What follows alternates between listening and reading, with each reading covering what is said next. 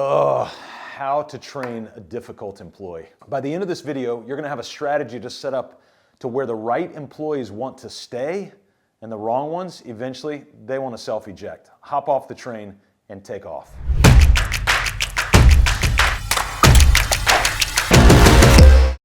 You have an employee that kind of throws a wet blanket on the room when they walk in? What would you rather have? A team that takes a mindset of, we'll figure this out, or a team that has a collective ticket on the blame train? Every business, for you as a business owner, is built on 4 foundational cornerstones: purpose, people, process, profit. Purpose, vision, mission, values, culture, that sort of thing. People, org chart, job roles, hiring process, scorecards, ideal weekly schedules. The process is what we talk about to get all those processes in the 4 core systems of marketing, sales, operations, and admin.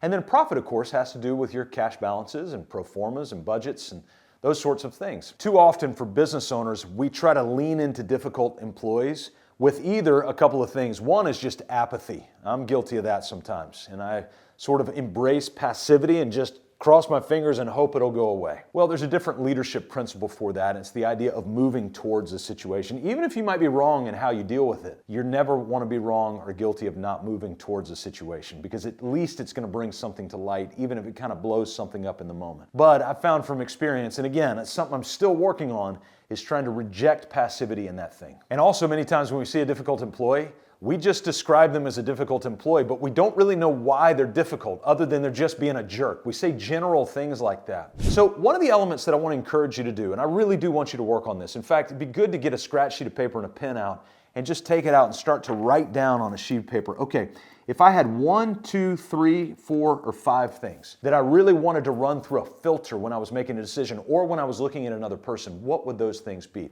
Now, in that purpose, remember purpose, people, process, profit, I told you there was vision, mission, values. So we call it unique core values.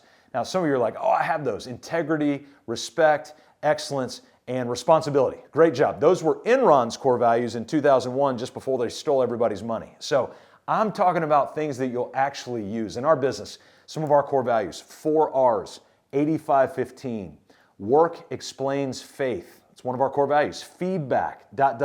relentless learning.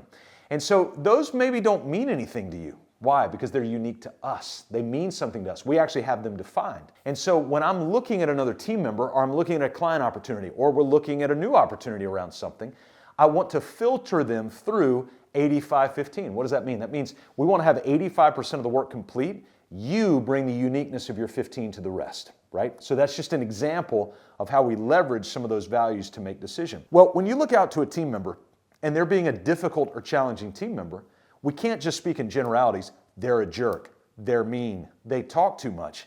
We've got to look in line with our core values and see where is the mismatch of who they are or what they're doing, the decisions they're making, behavior they have, with the core values that we have. But you can't do that if they're not written down. Michael Gerber said if it's not written down, you don't own it. And now, of course, we add to that, if it's not written down, it doesn't exist. And so if you tell me you have core values but it's not written down, then they don't exist, because you have nothing to go back to. There's no foundation, and frankly, the team probably doesn't know what they are either. So these ideas of these unique core values need to be written down, and they need to be trained and discussed on a weekly basis for a minute, 2 minutes. In fact, I've got another video that talks about how long training should be. So you need to click on that link in the description and go take a look at that to give you some context of how long training should be with this. So you've got these values established. And if you don't really know how to do that, just sit down and go, hey, what are the top 5 things that are most important to me when I'm making a decision? Just start there. Now, what we then need to do is we need to move into the other 2 layers of that purpose vertical that we talked about in the 4 foundational cornerstones: purpose, people, process, and profit. And that is vision and mission. One of the other reasons you might be dealing with a difficult employee is because you have not articulated where the business is going. And so where there is no vision, people scatter. That's a proverb, but we've got a secondary proverb. It's not in the Bible. We don't like to add words to that, obviously.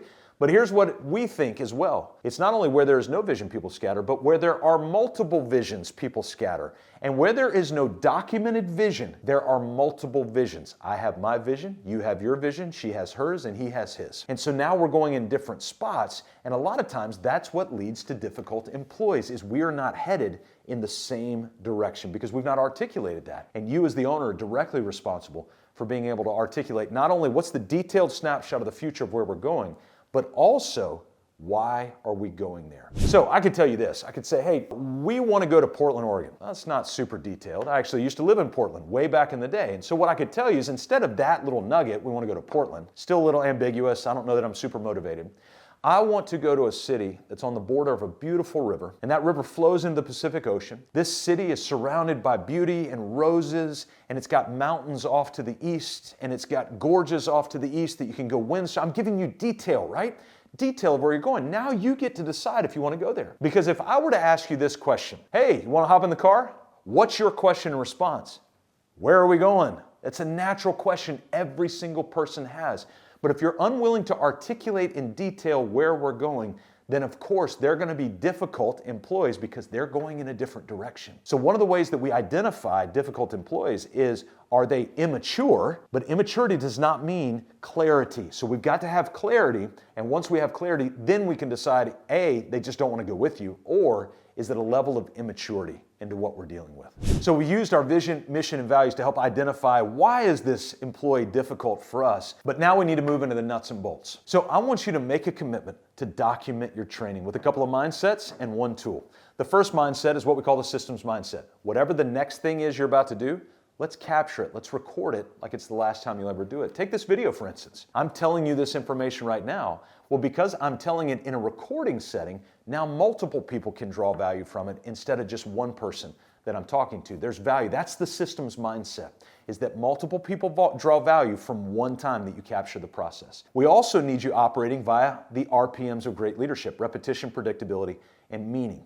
Repetition, predictability, and meaning. I could keep going and you would get that, right, over time. But then I want to give you a tool. Those are the two mindsets. The tool is what we call the MPR, the Master Process Roadmap. It's basically taking the 4 core systems of every business that fit in that process vertical: purpose, people, process, profit. And the 4 systems are marketing, sales, ops, and admin.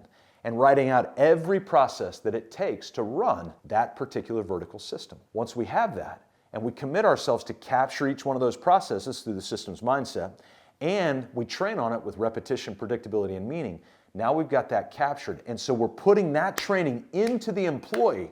Well, if they are rejecting that training, now we can objectively say they're a difficult employee who is not buying into what we're doing. Instead of just rushing in and going, I don't like them, they're being a jerk, therefore they don't fit. With those tools, I also want you to commit to what we call the Big 5 feedback loop. This is the communication loop that when you ask something of someone, or you lay down a training, or some bit of information, that it goes into the hopper, and too many times that thing just flies out because there's no boundary to maintain that in. And so instead, what we want to do is create a Big 5 feedback loop. There are 5 elements. You ready? Number 1 is a once weekly, 1 hour, agenda-driven, leader-led team meeting. So you can just write that down at the top. So you come over here and say, all right, I need a team meeting, 1 hour, once weekly. Then we come over and we say, I need a once weekly departmental meeting. So we're going to put departmental meeting, marketing department, sales department, operations department, administration department. Then with the high level of the business, we need a once monthly or twice monthly executive level meeting. That's where we're talking about the 50, 60,000 foot view stuff, the stuff we can't really talk about in front of others. So I'm going to come down here and put an executive level meeting. And then 2 more. One happens every year called the annual performance review. And by the way, put in the comments if you want me to do more videos on the actual details of these meetings, the agendas, things like that. Let me know. I'd be happy to do that for you and dive deeper into what those are. The 5th of the Big 5 that we look for every time we go into a business is the one-on-one check-in. That's me and anybody who reports directly to me. And twice a month, I sit down for 15 minutes and I ask them a series of 4 questions in one statement. First question, give me a big win in the last couple weeks where you've hit on our mission. Number 2, what are you seeing and thinking right now? Number 3, what blind spots do we have, or if you want to be really vulnerable, do I have? Number 4, what do you need from me? And number 5, that's a statement, not a question. Here's what I see, and here's what I need from you. So it's my time as the owner to give feedback to the person who's my direct report and whoever's their direct reports as well. They do the one-on-one check-ins with them. So when you have this Big 5 feedback loop, information is now in here. We can leverage the team meeting to take your master process roadmap with your RPM mindset, and we can start training on each one of these every single week. I want to go back to where I started. Too many of us are accepting passivity. We're running away from situations because we don't want to make hard decisions or have hard conversations. I want to empower you with this idea of moving towards a situation. Yeah, 50% of the wrong, you might say the wrong thing the wrong way at the wrong time, but at least you will never be guilty of not moving towards a situation that needs your leadership and your responsibility. But you know the best way to keep an employee from being difficult? Start them off on the right foot.